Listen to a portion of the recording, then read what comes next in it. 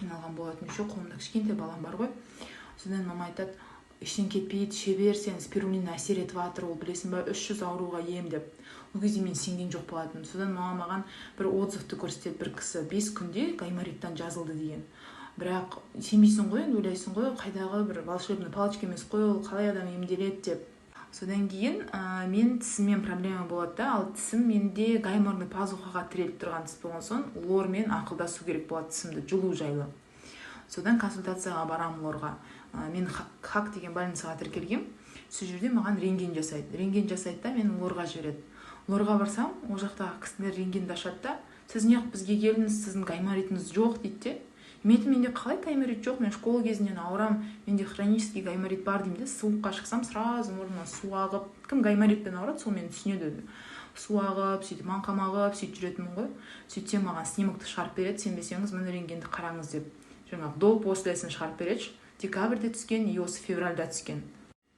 Сол снимоктарды мен сіздерге қазір көрсетейін. Так, мынау снимок, так мен айтам қазір. Мынау снимок менде осы міне 30 ноябрьде жасалған. 30 ноябрьде міне кім несі рентген снимогын көре алады, кім түсіне алады, өздеріңіздің дәрігерлеріңізге көрсетсеңіздер болады. Міне правая сторона деп тұрған жерде мұрынның шетінде гайморит толып тұр, ірін толып тұр. Қазір екінші снимокты көрсетем. Оның жасалған уақытысы 15 февраль. Міне көрдіңіз ба, екі жағым мұрнында гайморный пазухам тап-таза. Ешқандай гайморит жоқ, екі жағы да қап-қара болып тұрған, міне сол гайморный пазуха, мына жерде ештеңке жоқ. Қазір досын көрсетем қайтадан. Ол міне.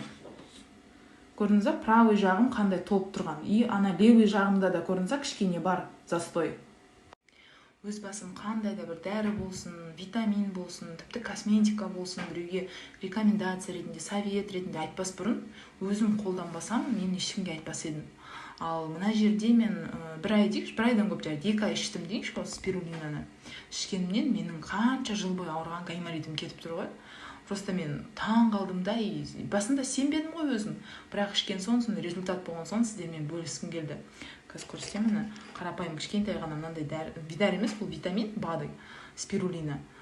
Мен гайморитімді емдетуіне соған қатты қуанып, сіздермен осы отзывымен, менің нәтижеммен бөліскім келді.